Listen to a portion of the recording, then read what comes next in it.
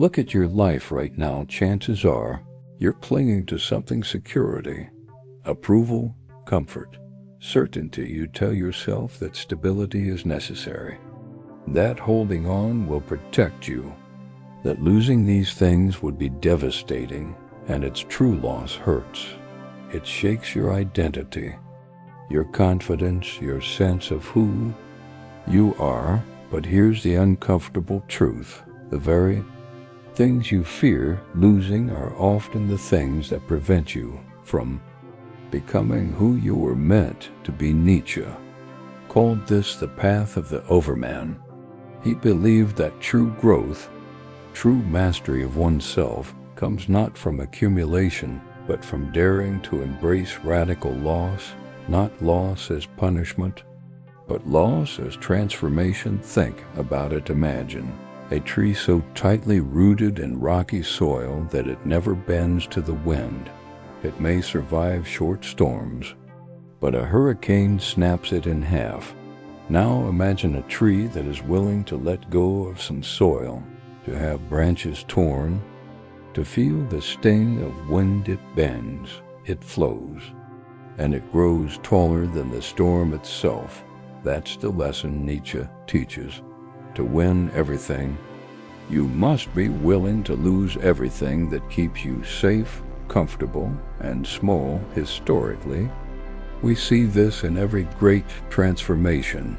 The Buddha abandoned his wealth and status to seek enlightenment. Jesus left everything behind to teach radical love and truth. Bonhoeffer, imprisoned by the Nazis, risked and ultimately lost everything for conscience and moral clarity. In each case, loss was not failure. It was the gateway to something greater, something that comfort, possessions, and security could never provide psychologically. This is terrifying. Humans are wired to avoid loss. Evolution rewarded those who held on to food, status, and safety. Fear of losing triggers anxiety, panic, and indecision. But Nietzsche's insight is counterintuitive. It's in the act of letting go, in surrendering attachment, that we discover freedom, creativity, and strength. The paradox is simple, but rarely embraced. You cannot gain what you cling to too tightly. Storytelling brings this alive. Imagine a man with a flourishing career, surrounded by accolades, wealth, and admiration. On the outside, he has everything. On the inside, he feels hollow. The applause never satisfies. The promotions never fulfill. The routine never excites. One day, stripped of his job, isolated, and facing financial ruin, he experiences the terror he never allowed himself to feel before. And then something shifts. Without the crutch of status and comfort, he begins to explore ideas he ignored, passions he suppressed, and truths he never dared to face. Suddenly, he is alive. Not because he gained something new, but because he lost everything that was weighing him down. This is why Nietzsche provocatively claims that loss is not just a risk, it is essential. Plato, too, hinted at this when he described the philosopher's journey out of the cave. To see the light, to understand reality, one must leave the shadows behind. You cannot hold the cave walls and see the sun. You cannot clutch comfort and embrace transformation.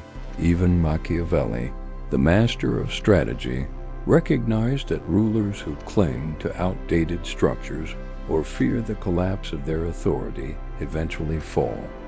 Victory requires the courage to let go of what no longer serves power, purpose, or progress. Here's the twist no one tells you. Loss is not only external, it's internal. You must lose false identities, inherited beliefs, and comforting illusions. You must surrender certainty, embrace doubt, and face the chaos of uncertainty.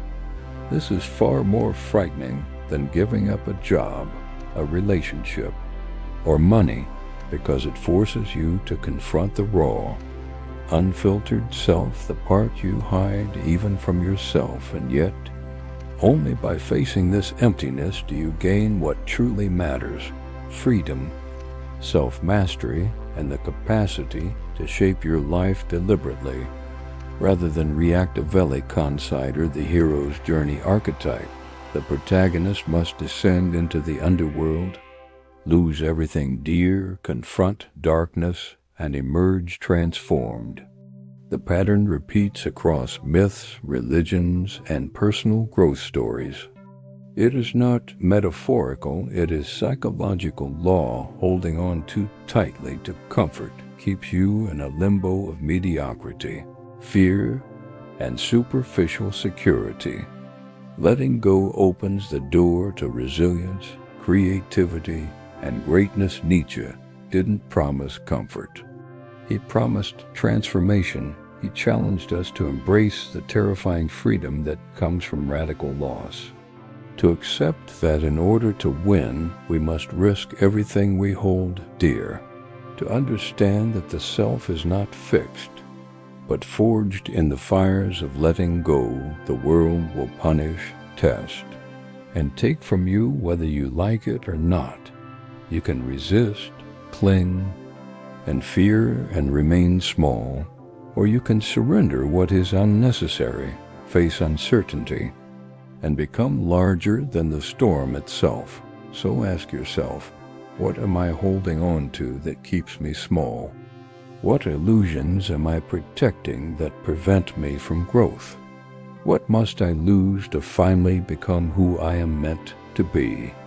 Because true victory, lasting, meaningful, transformative, does not come from accumulation.